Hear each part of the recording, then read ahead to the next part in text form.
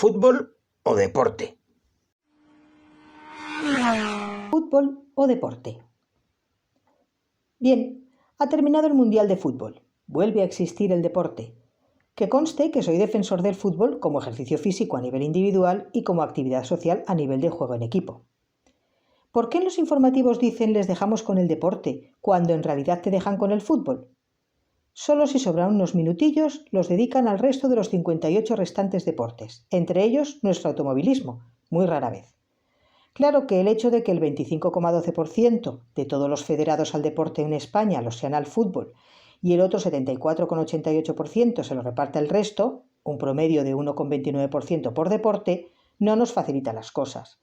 Pero precisamente por esa inmensa diferencia es por lo que los medios de comunicación podrían ceder más minutos al resto, ya que la oferta futbolística está en todas horas y en todos los medios. Para colmo, nuestro fútbol cae del mundial en cuanto puede. Al final, ni fútbol mundialista, ni deporte en general, ni automovilismo en particular, si lo quieres, pagando.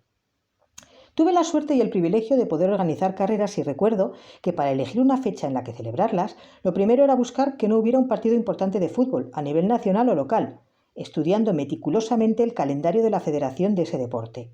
De ello dependía el éxito o fracaso de público, personal de organización y en menor medida de participantes.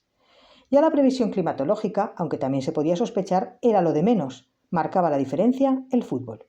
En mi caso, el fútbol ha sido como el castigo de los padres que si no te gustaba la verdura, la tenías día sí y día también.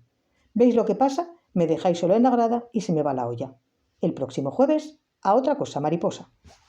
Firmado Kiko Magaña.